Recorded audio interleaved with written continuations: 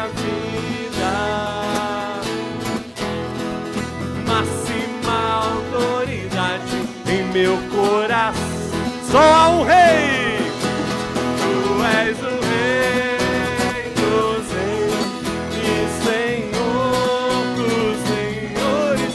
Tu és o rei dos reis, Senhor dos senhores. Jesus é o rei dos reis e Senhor dos senhores. Jesus é o rei dos reis, Senhor dos senhores. Venha o teu reino, a tua vontade assim na terra como nos céus. O seu governo seja feita a tua vontade em minha vida, em meu coração, pois tu és rei, tu és o Senhor, tu és o meu dono, tu és o meu amo. Máxima autoridade em minha vida. Máxima autoridade. Aleluia! Tu és o rei dos reis e Senhor dos senhores. Tu és o rei dos reis, Senhor dos senhores. Jesus é o rei e Senhor dos senhores.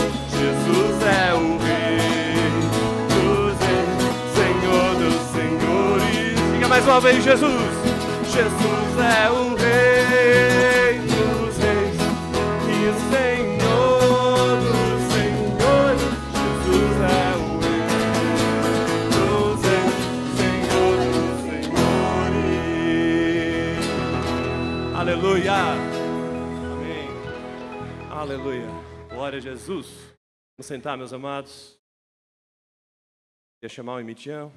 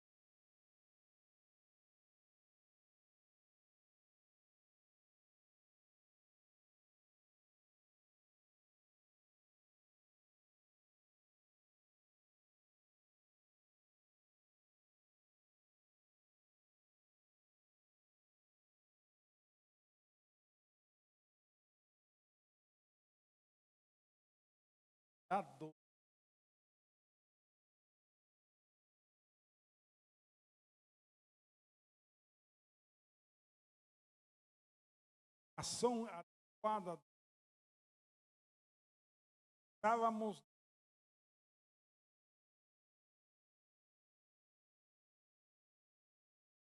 toda a escola área.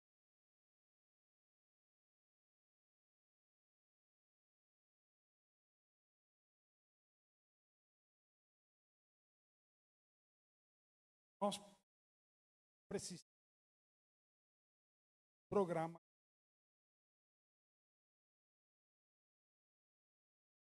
Aprendi a palavra de Deus chega a nós em duas modalidades diferentes.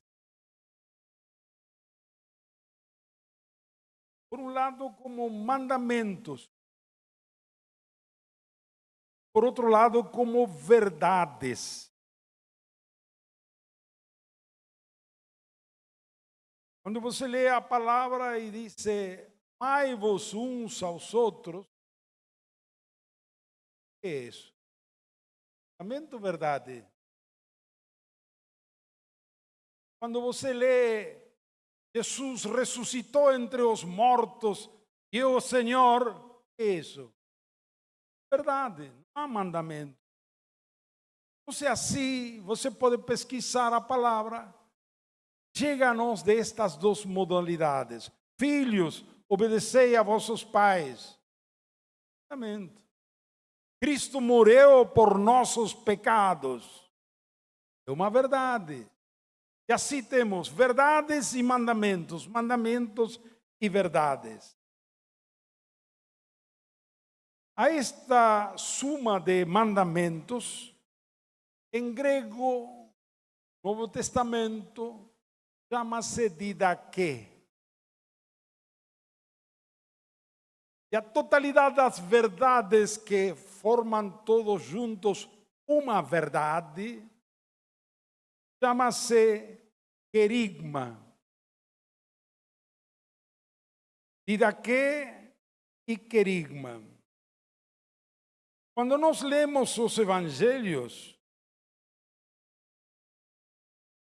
e vemos o ministério de Jesus, por exemplo, em Mateus capítulo 9, versículo 35, texto que conhecemos bem, diz que Jesus percorria todas as cidades e aldeias, ensinando nas sinagogas, pregando o evangelho do reino e curando toda doença e enfermidade no povo. Aí temos três verbos: ensinar, pregar e curar.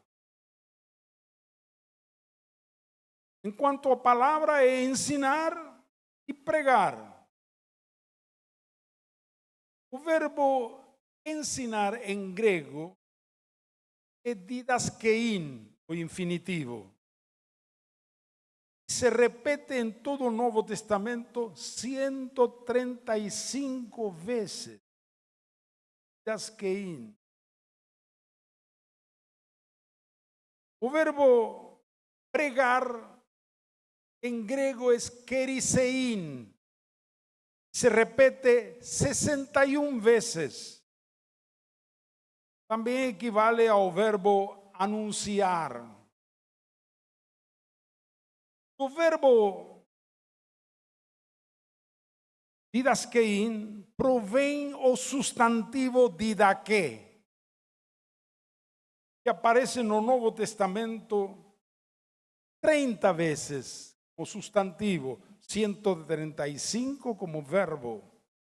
Também tem um sinônimo parecido, didaquê, é didascalia, distintos. E didascalia repete-se 21 vezes. Ambas palavras, didaquê e didascalia, são traduzidas ao português como doutrina ou ensino. Doutrina ou ensino. E aquele que ensina chama-se mestre em português, pero em grego é didaskalos, mestre. Ele é substantivo, verbo. E aquele que ensina tem a mesma raiz. O verbo kerisein, pregar, provém o substantivo querigma, que aparece no Novo Testamento 8 vezes. Está traduzido ao português como pregação. Português, pregação significa, você abre o dicionário, pregação, antigo, ato de pregar, português.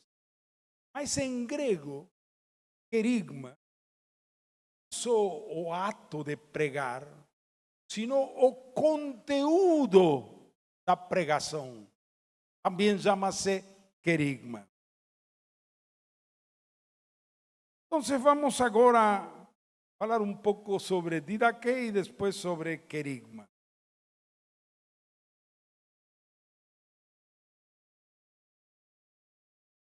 Quando Jesus disse a seus discípulos, ide e fazei discípulos,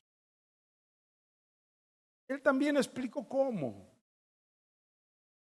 Batizando-os e ensinando a observar, a guardar todas as coisas que vos ordenei. Havia um programa de ensino. Ensine aos discípulos todos os mandamentos de Jesus. Dar nenhum. E acrescentar outros. Mandamentos humanos. Esta instrução clara de Jesus ajudou-nos a compreender o que é a didaquê.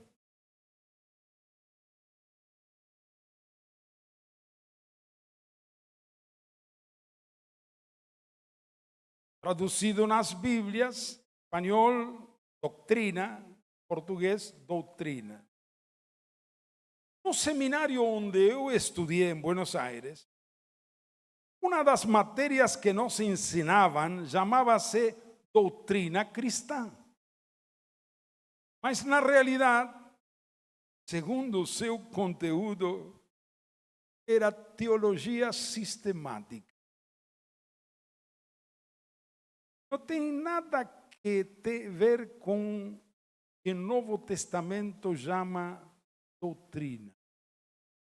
Teologia não é doutrina. Quem nos ajudou a entender o que é a doutrina foi o irmão Kit Benson. Alguns de vocês conheceram, já está com o Senhor, como Ivan, como Orville. Estou na fila.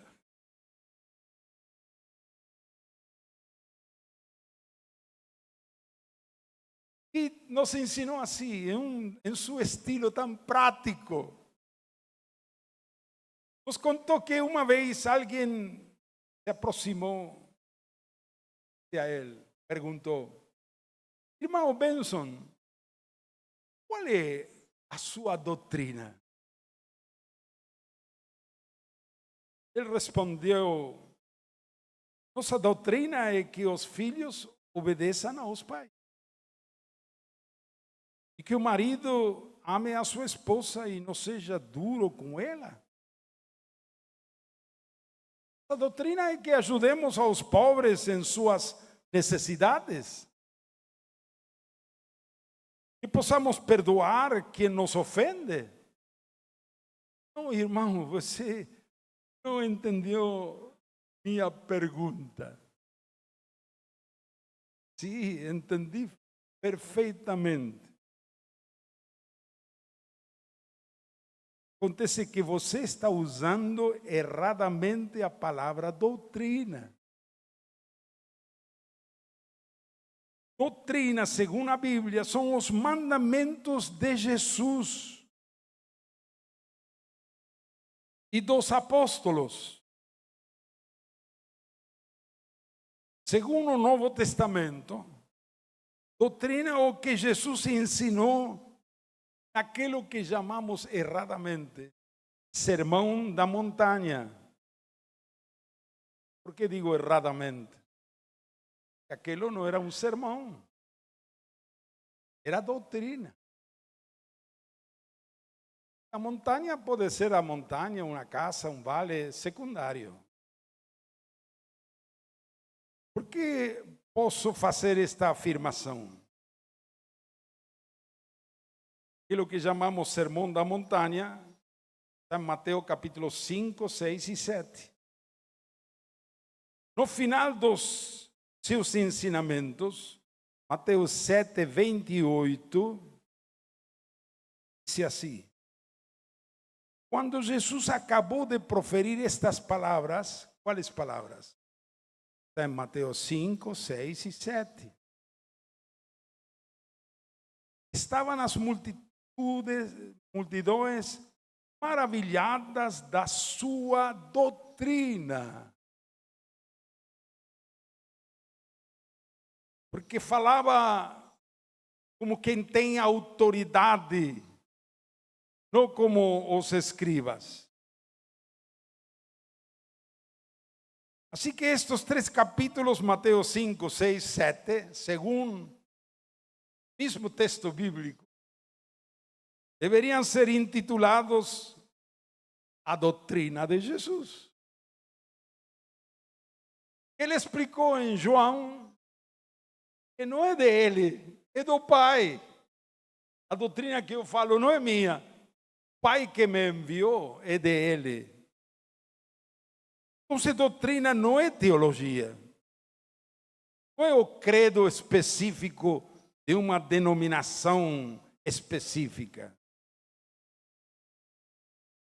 O texto de Mateus 5 começa assim.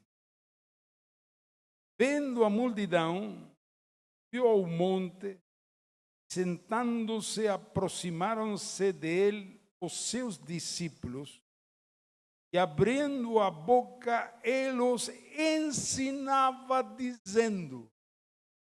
Aí ensinava, o verbo é didaqueava. Queremos aportuguesarlo um pouco. Jesus adoctrinava, didaqueava, dizendo, então todo que continua é doutrina. Essa é a doutrina, uma coisa prática.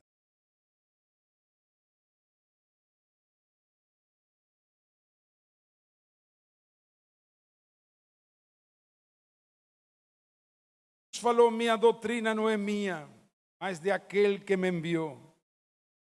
Quem quiser fazer a vontade de Deus, saberá se a doutrina vem de Deus, se falo em meu próprio nome. E Jesus não procurou ser original, e não fiel. Você não procura ser original quando ensina, prega. Procure ser fiel. Bem? No discipulado não temos direito a ensinar os nossos próprios ensinamentos ou convicções.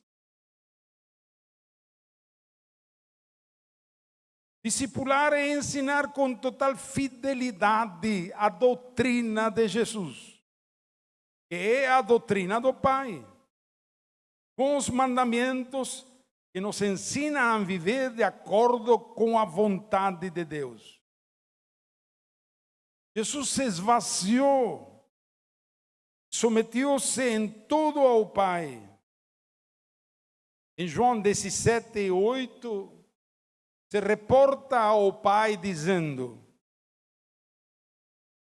palavras que me deste, eu os dei e eles a receberam. Atos 2:42 diz, falando dos 3.000 novos discípulos em Jerusalém, e eles perseveravam na doutrina dos apóstolos, na comunhão uns com outros, no partimento do pão e nas orações. A doutrina dos apóstolos era a doutrina de Jesus. A doutrina de Jesus era a doutrina do Pai. Fidelidade, a fonte dos ensinos, a autoridade suprema, o Pai, o Filho, os apóstolos, e eles transmitiam à igreja. Os pastores têm que ensinar o que os apóstolos ensinaram.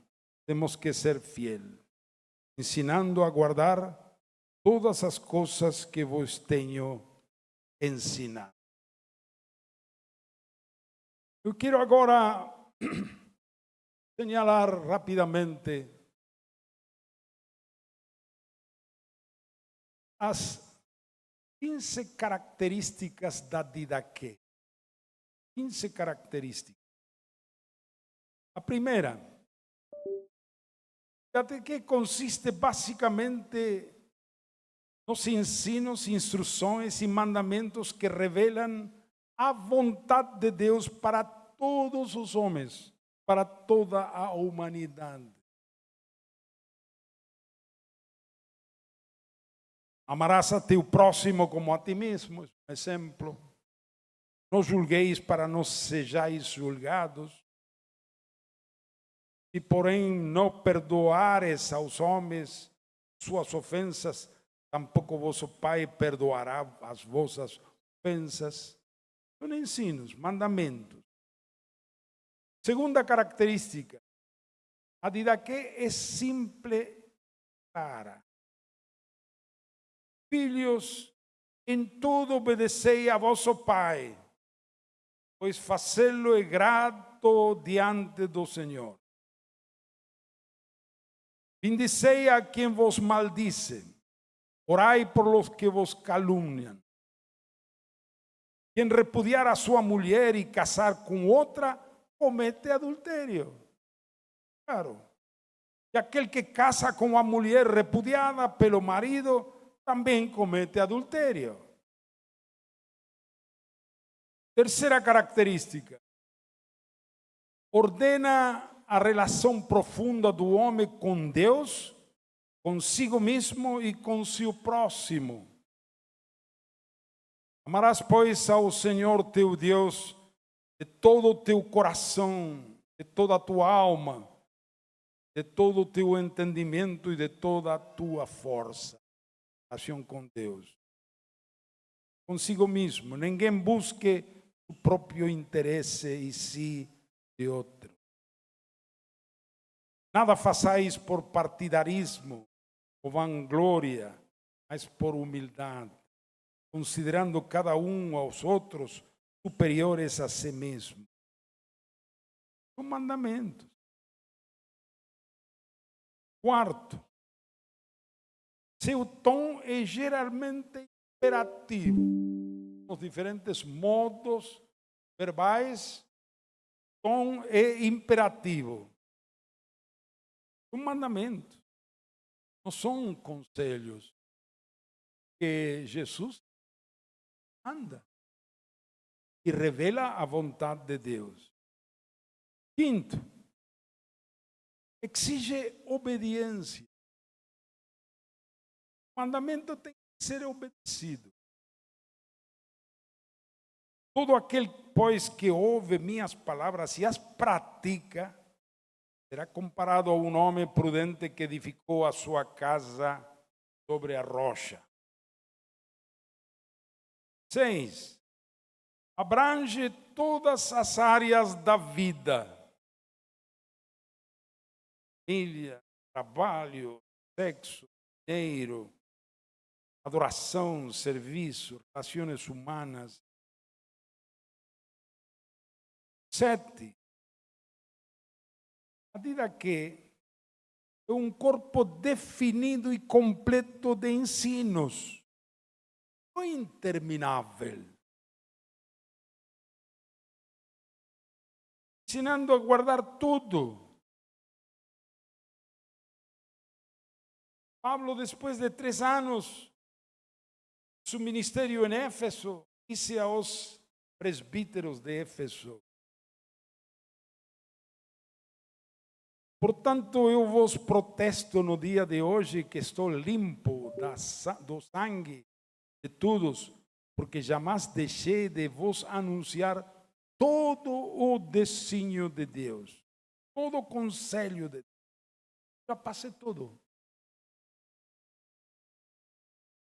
Nós podemos encontrar a maior parte da didaquê em 10 capítulos do Novo Testamento. 10 capítulos. E temos quase 90% da didaquê. Mateus 5, 6, 7.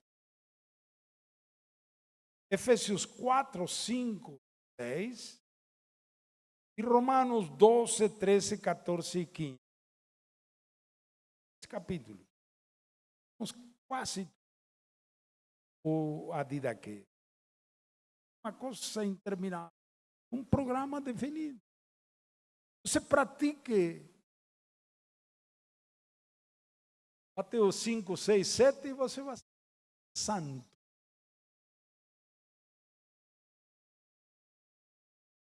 Adidaquê é 8.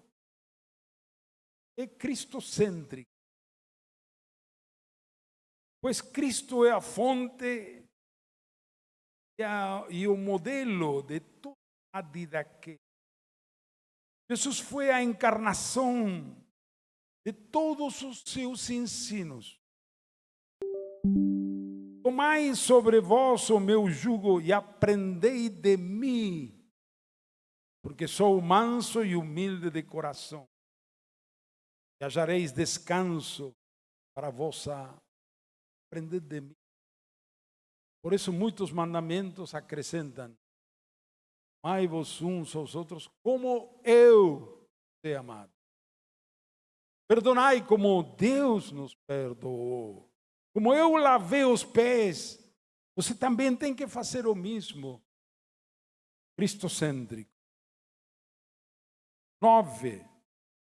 O conteúdo da Didaquê equivale à parte moral da lei.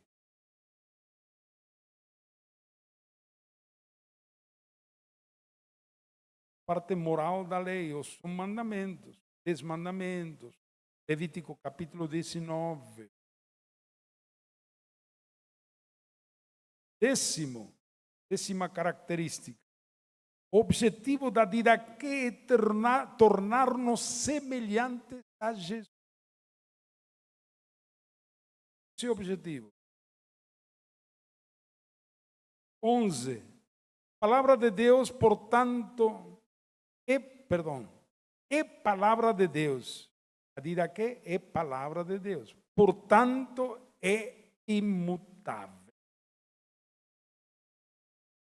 Seu conteúdo não pode ser modificado, diminuído ou aumentado.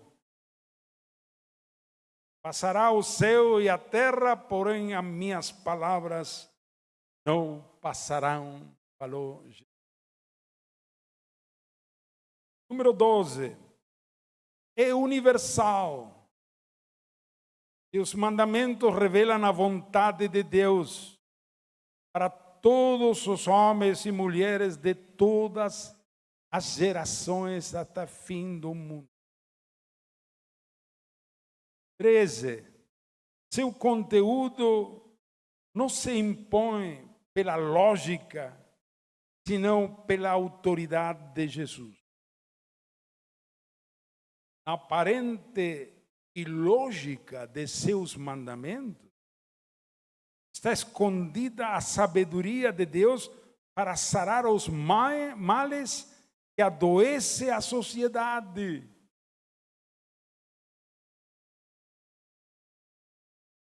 Disse a Didaquê, pelo contrário, se o teu inimigo tiver fome, dá-lhe de comer. Se tiver sede, dá-lhe de beber. Porque fazendo isto, amontonarás brasas vivas sobre a sua cabeça. Parece ilógico. O inimigo está com fome, não está castigando, não? Você não é juiz, você é discípulo. Tem que obedecer, dá-lhe de comer. Amém? Parece ilógico quando diz: amai a vossos inimigos. Amai ao inimigo? Sim. Não é por lógica humana. É a autoridade e a sabedoria de Deus que flui, manifesta por os mandamentos. 14. É necessário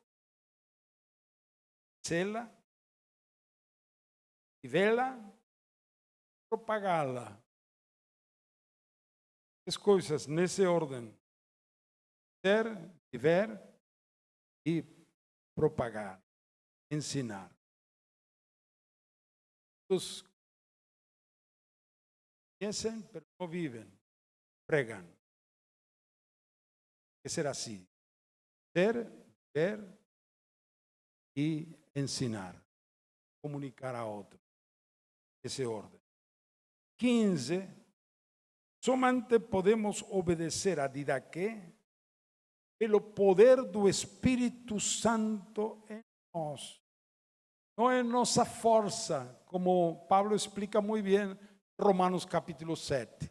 O bem que quero fazer, consigo. O mal que quero evitar, novamente faço esse mal. Então, não é com nossas forças.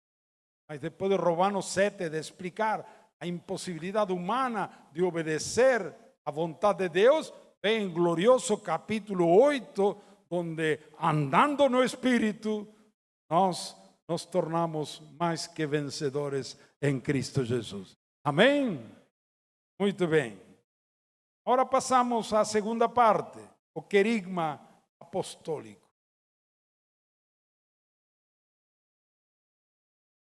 Alguns anos depois de ensinar muita Didaqué,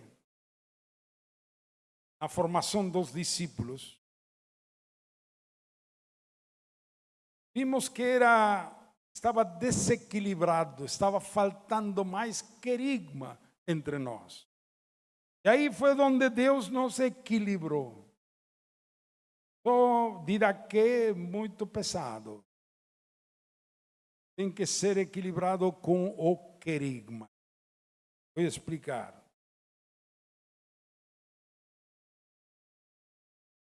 Jesus, antes de sua paixão e morte, disse a seus discípulos: ainda tenho muitas coisas para lhe contar, mas você não pode suportá-las agora. Mas quando o Espírito da verdade vier, Ele vos guiará a toda a verdade, pois Ele não falará por si mesmo, mas falará tudo o que ouvir e lhe mostrará as coisas que estão por vir. Ele me glorificará, pois Ele receberá do que é meu e vos anunciará.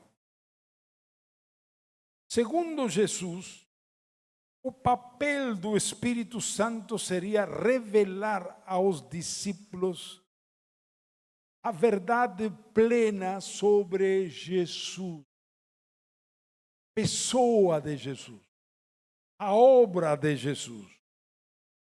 Pablo disse que o mistério de Cristo foi revelado aos apóstolos e profetas pelo Espírito Santo. Durante o ministério terreno de Jesus, os 12 tiveram alguns vislumbres de revelação sobre a pessoa de Jesus.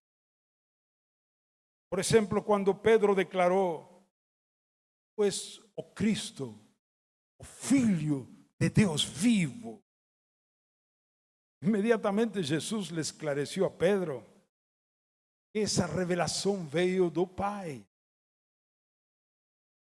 O querigma, o anúncio, a proclamação que revela a Cristo.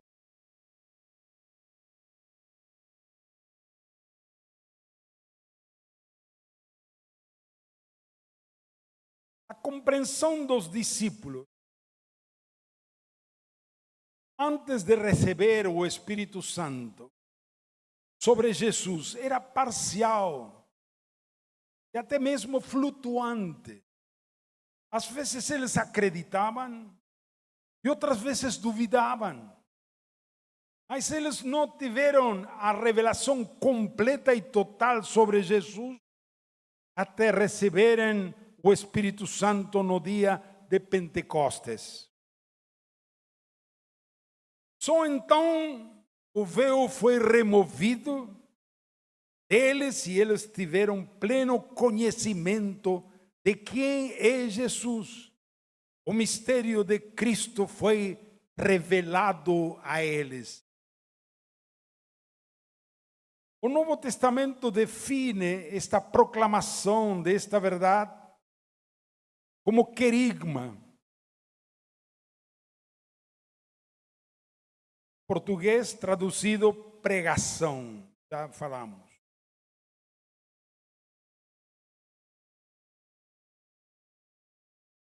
Assim como a didaquê consiste em mandamentos que nos revelam a vontade de Deus, o querigma consiste na verdade que nos revela quem é Jesus. O querigma tem uma finalidade definida: revelar a Cristo, proclamando a revelação que foi dada aos apóstolos e profetas pelo Espírito Santo. A função do Espírito Santo é revelar-nos Cristo, para que conheçamos plenamente quem é Jesus. O Espírito veio para glorificar a Cristo, para torná-lo conhecido por nós. E assim temos que pregar o querigma e ensinar a didaquê. Romanos 16, 25, vamos lá. 25 e 26. Diz assim: ora, aquele que é poderoso para vos confirmar segundo o meu evangelho e a pregação, e em grego diz querigma, segundo o meu evangelho e a pregação, querigma, de Jesus Cristo, conforme a revelação do mistério, guardado em silêncio nos tempos eternos, e que agora se tornou manifesto e foi dado a conhecer por meio das escrituras proféticas, segundo o mandamento do Deus eterno, para a obediência por fé entre todas as nações.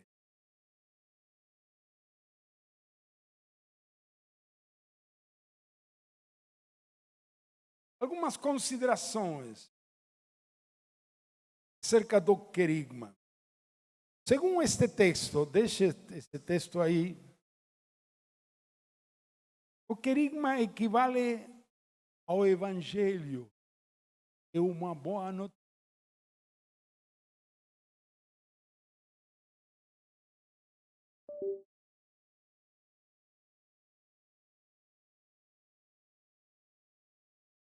O tema é Jesus Cristo. O querigma revela a Cristo. É a proclamação da revelação do mistério escondido pelos séculos em Deus. Corresponde às escrituras messiânicas do Antigo Testamento. É ordenado por Deus para que seja conhecida por todas as nações. E o propósito é que todas as nações obedeçam. Vou señalar algumas características, 5 características do querigma. Se resumimos, o querigma apostólico, ponto 1, é a proclamação da verdade sobre o evento Cristo. O evento Cristo. Há um evento que aconteceu na história. Em teologia chamamos o evento Cristo. Se refere àquele acontecimento quando Deus, o Verbo, estava no princípio com Deus, que era Deus, se tornou.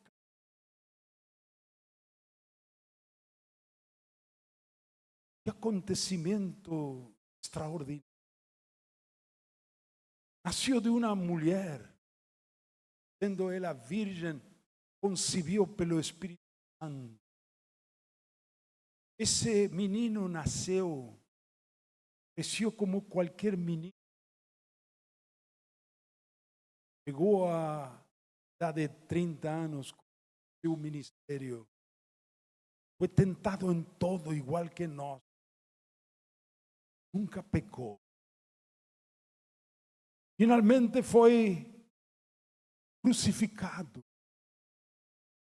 Carregou sobre seu corpo todos os nossos pecados. Nosso velho homem, nossa maldição, nossas enfermidades. Pagou nossa culpa e condenação na cruz. O Pai o desamparou. E o Espírito morreu. Foi sepultado. Ao terceiro dia ressuscitou entre os mortos, vencendo a morte, vencendo ao diabo, principados e potestades, vencendo ao pecado, as enfermidades, a maldição. Ressuscitou e foi exaltado e proclamado Senhor. Todo isso é o evento Cristo. E o querigma vai proclamando toda aquela revelação, todo aquilo que aconteceu em torno e nesse evento.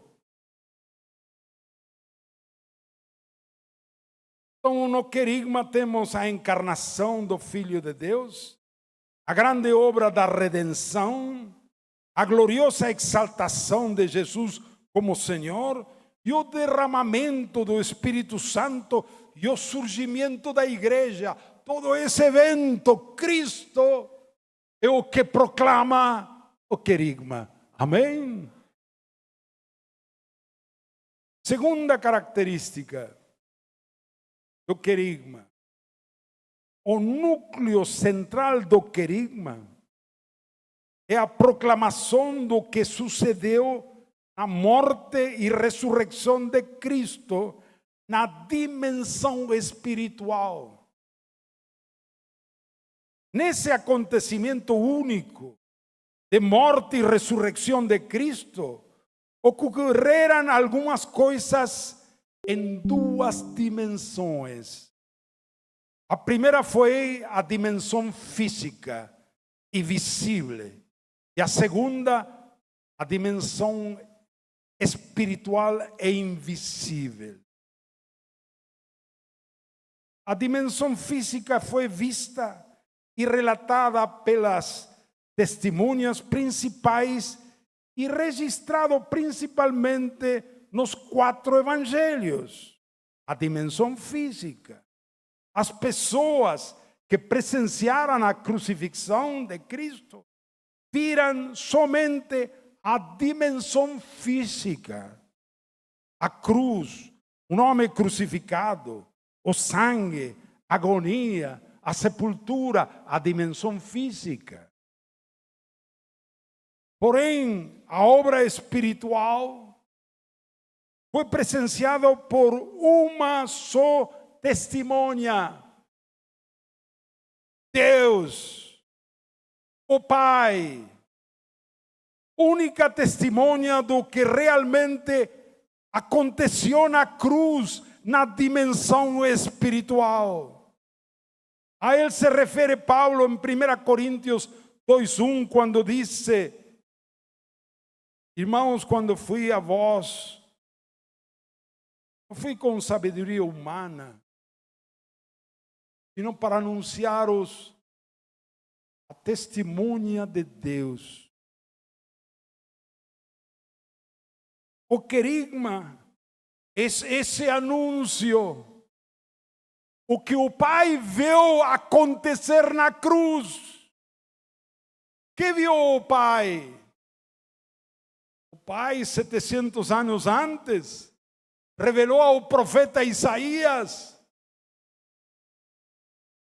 Todos nós nos desviamos como ovelhas, mas o Senhor carregou nele o pecado de todos nós. O Pai viu sobre seu Filho o pecado de todos nós, de toda a humanidade, e castigou em seu Filho. Nosso castigo padeceu Jesus, e o Pai foi o único testemunho de aquilo que aconteceu. Amém? Todo mundo via 3 cruzes e 3 crucificados. 2 ladrões, esquerda e direita. Na cruz de meio, todo mundo via a Jesus crucificado. Mas o Pai, que via as coisas na dimensão espiritual, veia na cruz do meio milhões de crucificados.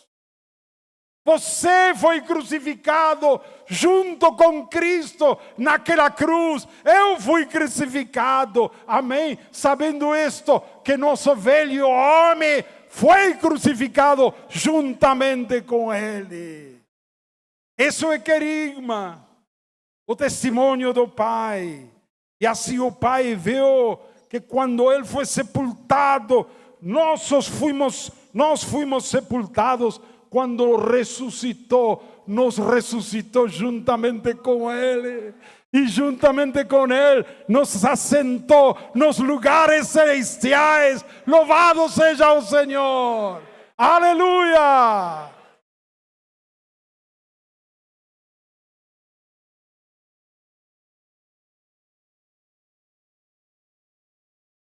Não é suficiente ensinar a didaquê. Temos que ensinar. Mas temos que balançar, temos que pregar o querigma apostólico, o mistério revelado aos profetas e apóstolos, que foi revelado a nós nas palavras escritas.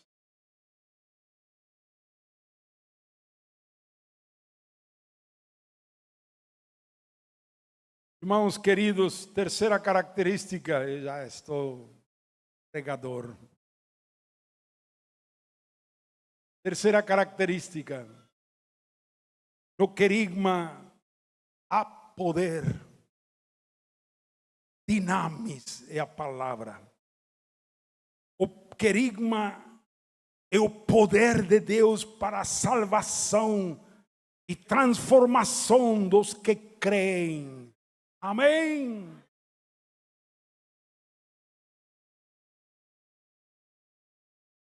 O querigma é uma avalanche do Espírito, um fenômeno de operação sobrenatural.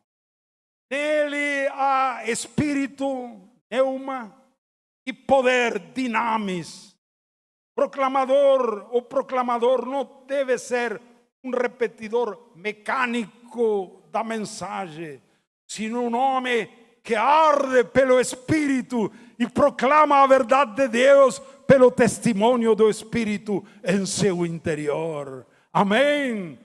O proclamador do querigma tem que crer aquilo que está pregando, aquilo que está anunciando, para impartir assim fé também aos outros.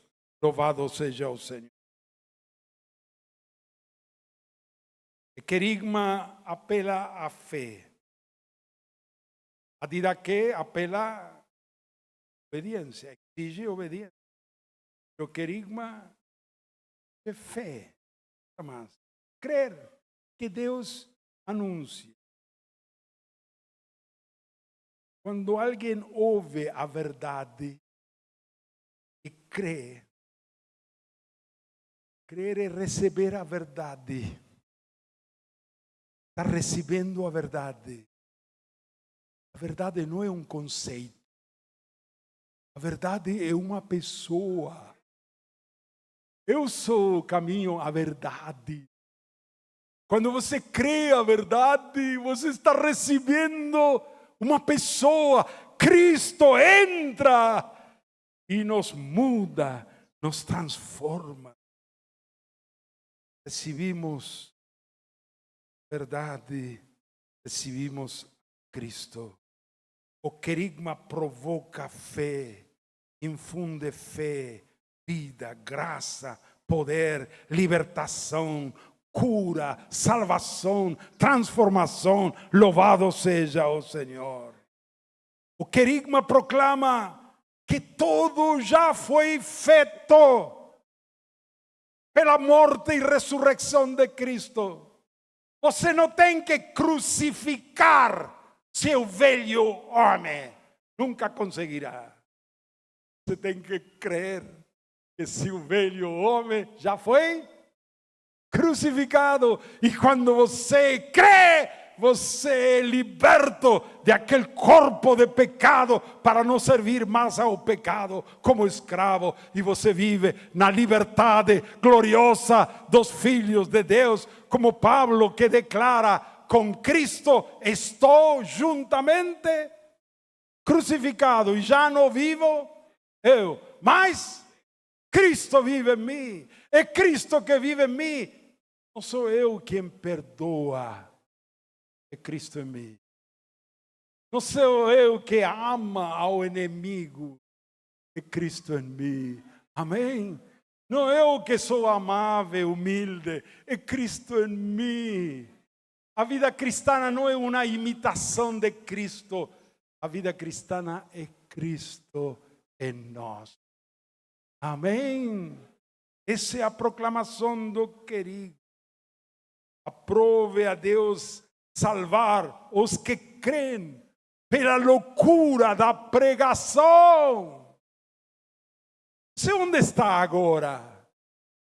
Sentado em uma cadeira branca de plástico? Está sentado.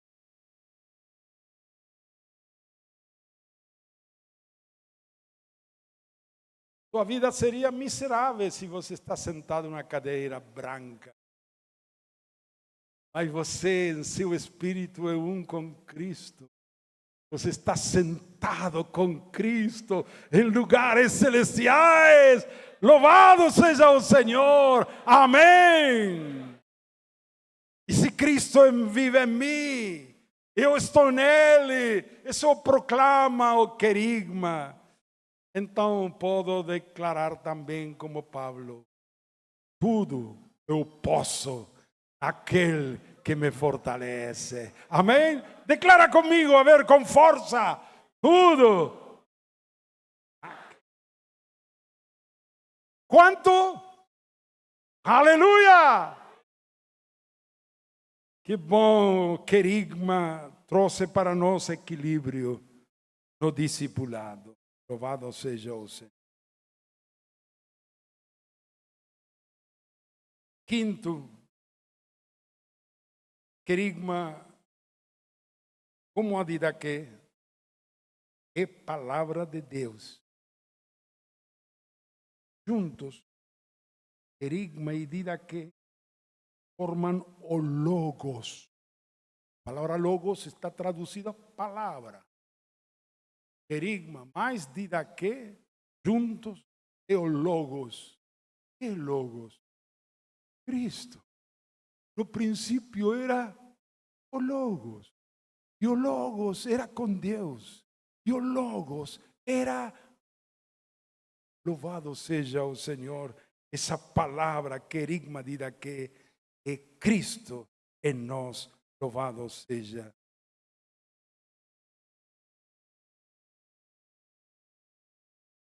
E concluir. De aqui a 1 hora. Não, perdão. Uma piada.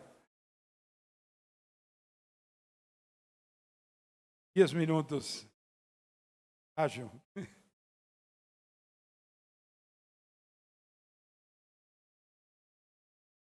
Quero sublinhar agora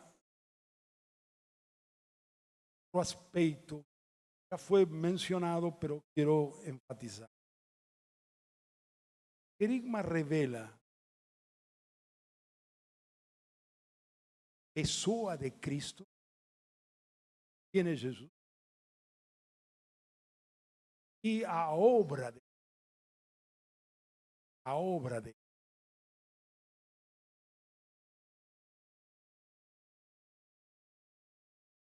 a obra de Cristo por nós, a cruz,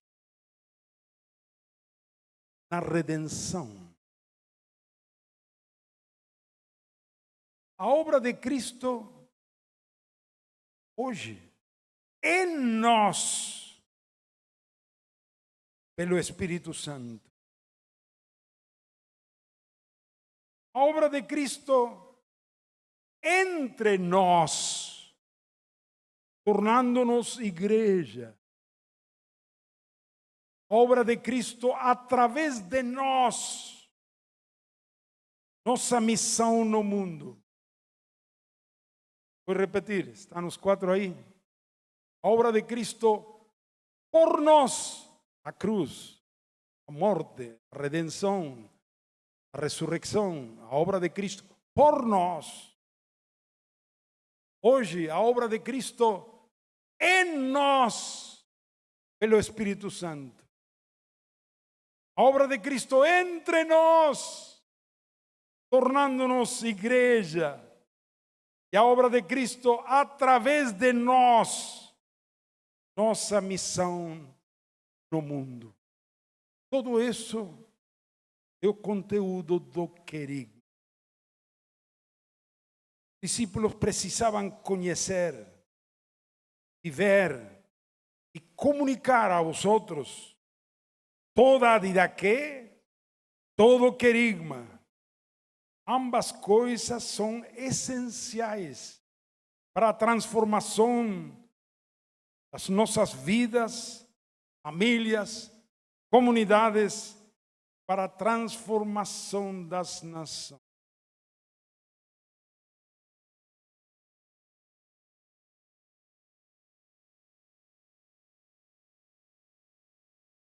Junto com o discipulado,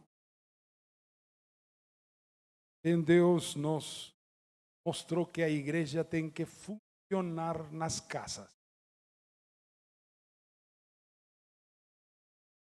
Qual é o marco específico do querigma, que pregar, praticar? Com esta nova compreensão, ao lermos os primeiros capítulos de Atos dos Apóstolos, podemos entender por que a igreja se reunia em pequenos grupos nas casas. Não se contentava em apenas realizar reuniões em massa. Todos juntos e pelas casas. O encontro nas casas permite ter círculos de comunhão mais pequenos, onde nós podemos conhecer de uma maneira, de uma relação pessoal com cada um dos discípulos. A ideia não é simplesmente realizar uma reunião em casa similar com o formato de uma reunião congregacional. Uma casa funciona assim, como uma mini congregação, não entendeu o propósito. A essência e a razão de um grupo em casa é que ele tenha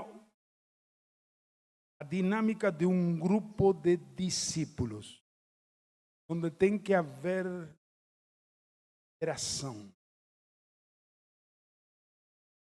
Significa que um ou dois irmãos mais crescidos no Senhor sejam responsáveis por cuidar, ensinar, edificar a esse grupo de discípulos mediante um relacionamento pessoal, palavra, oração, conversação, abrir o coração.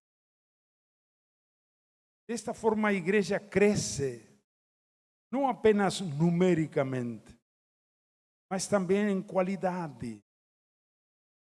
E os novos discípulos além de aderirem à reunião geral ou congregacional, são integrados em círculos mais pequenos de comunhão, que são conhecidos, amados, ajudados, ministrados, ensinados, aconselhados, recebendo assim atenção personalizada e treinamento. Ao mesmo tempo, são encorajados e instruídos a serem obreiros do Senhor, a evangelizar, a discipular a outros, na medida que crescem no seu conhecimento da palavra do Senhor. As reuniões grandes são boas, bonitas, mas não são suficientes para adequada edificação e formação de cada discípulo à imagem de Cristo. Bom, sobre este tema vocês têm muito material e recentemente o livro novo não sei se é novo para mim, de Jamé, sobre Igreja nas Casas.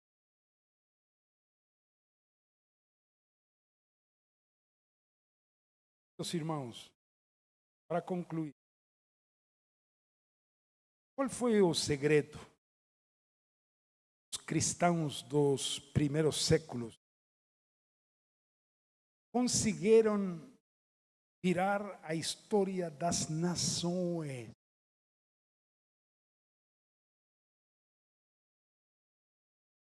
O Império Romano, depois de 2 séculos, se tornou um império cristão.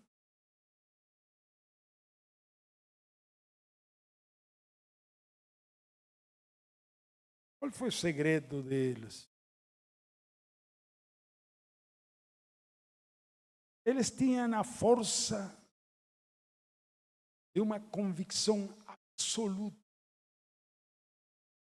Eles estavam totalmente convencidos de que Jesus é a única e total solução para todos os homens de todas as nações.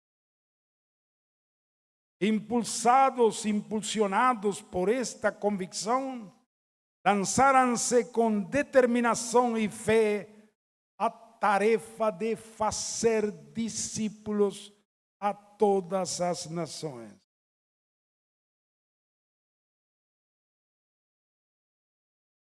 Hoje,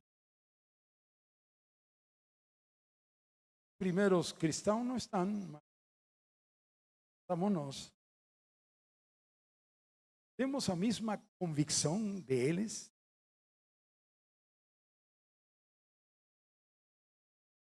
Acreditamos de todo o coração que Jesus é a solução total para todas as pessoas de todas as nações? Acreditamos? Fazer um exercício. Por favor, conecte agora, por um momento, a força de sua convicção ao volume de sua voz. Jogo, um exercício. Conecte por um momento a força de sua convicção ao volume de sua voz. Respire profundo. Abra pulmões. Agora eu vou perguntar de novo. Vocês já estão cansados, com fome, eu também. Mas vamos a ressuscitar um pouco.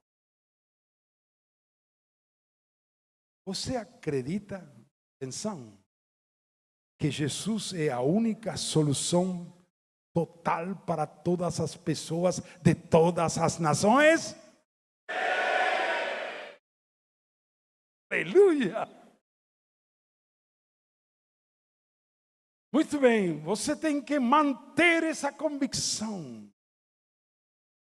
Porque essa é a única verdade. Mas, escuta bem, a solução é muito específica.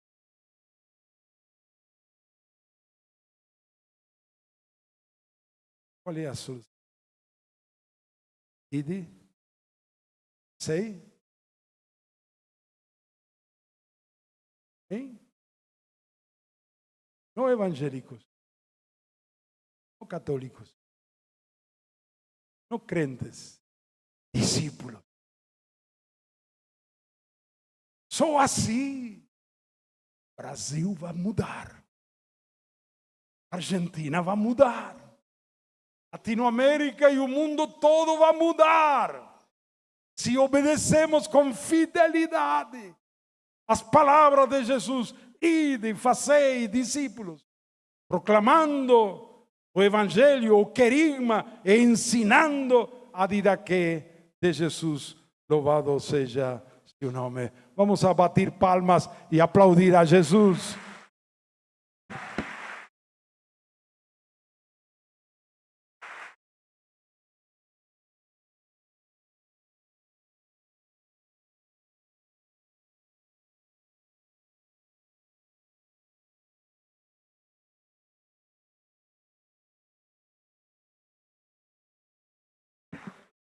Vamos fazer o seguinte, vamos ficar em pé. Todos aqueles que podem. E agora vamos aplaudir uma vez mais força a Ele. Aleluia.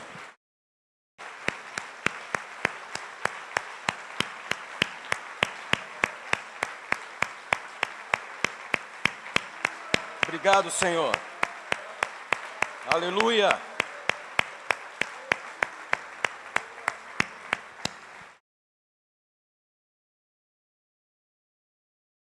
Bonito de tudo isso, além de tudo, a gente ser exposto à palavra de Deus dessa forma.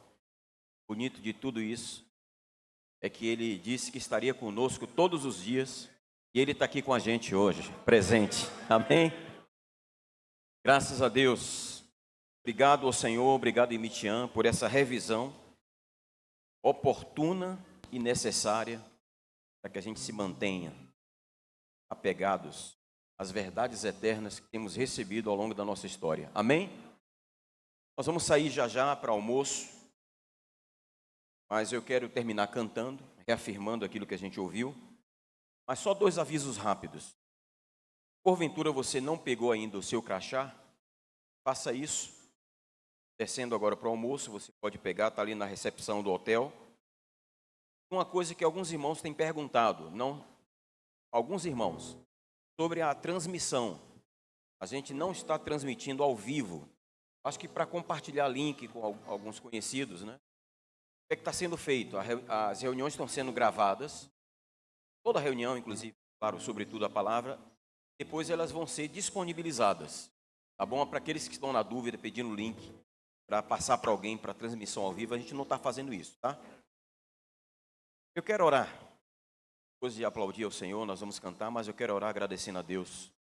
Curva sua cabeça, agradeça ao Senhor. Pede ao Espírito Santo que essas verdades sejam reveladas a todos nós. Senhor, obrigado por essa manhã especial, pela Tua palavra, pela Tua presença. Teu Espírito continue revelando Jesus a nós, revelando as verdades que nós fomos relembrados nesta manhã. Em nome do Senhor Jesus. Amém.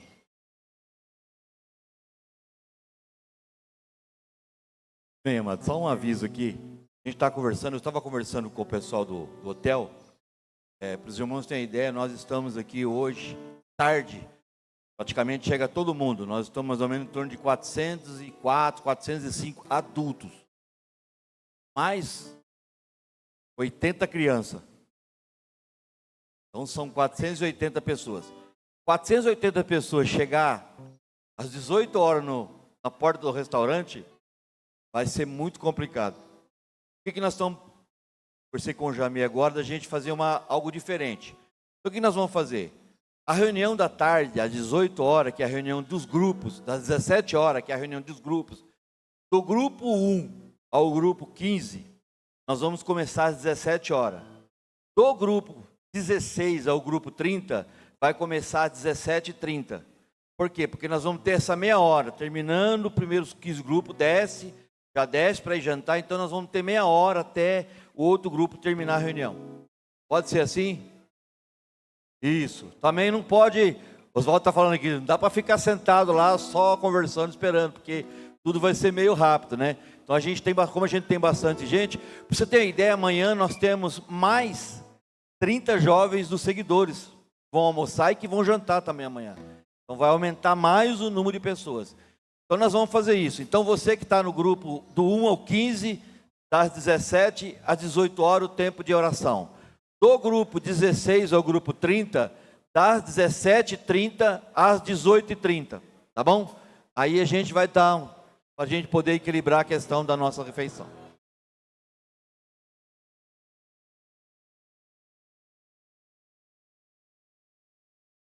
O Jamir está dando uma ideia boa aqui.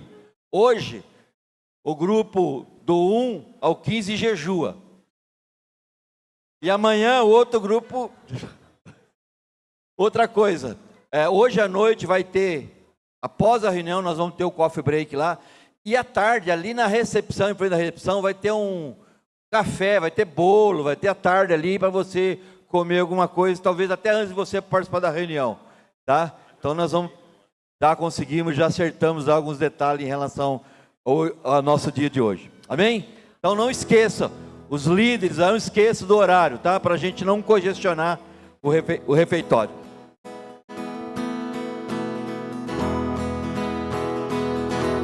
Vamos louvar com palmas. Eu quero ser semelhante a Jesus. Eu quero ser semelhante a Jesus, ser um discípulo, tomar a cruz, seguir seus passos, ser sal e luz. Eu quero ser semelhante a Jesus. Deus me criou e me formou para um plano perfeito, para ser conforme seu vontade, sem mancha, sem ruga ou defeito, para seu louvor e prazer, para guerrear e vencer. Por isso eu que eu quero ser semelhante a Jesus. Eu quero ser semelhante a Jesus. Eu quero ser semelhante a Jesus. Ser um discípulo, tomar a cruz, seguir seus passos, ser sal e luz. Eu quero ser semelhante a Jesus. Não me conformar com esse mundo, mas ser por Jesus transformado, para conhecer sua vontade, com meu rosto desvendado, em todo o meu agir e falar, no meu sentir e no meu pensar. Eu quero todo o meu andar ser semelhante a Jesus. Eu quero ser semelhante a Jesus. Eu quero ser semelhante a Jesus. Ser um discípulo, tomar a cruz, seguir seus passos, ser sal e luz. Eu quero ser semelhante a Jesus. Andar no Espírito, ser cheio de amor, de mim mesmo me esvaziar, servir ao meu Deus como um grato louvor, viver para o adorar. Andar no Espírito, ser cheio de amor, de mim mesmo me esvaziar, servir ao meu Deus com um grato louvor, viver viver para o adorar. Eu quero ser semelhante a Jesus. Eu quero ser semelhante a Jesus. Ser um discípulo, tomar a cruz, seguir seus passos, ser sal e luz. Eu quero ser semelhante a Jesus. Semelhante a Jesus. Semelhante a Jesus. Eu quero semelhante a Jesus. Semelhante a Jesus. Aleluia. Esse é o alvo da nossa vida, amados. Glória a Jesus. Vamos almoçar nessa hora? Deus abençoe.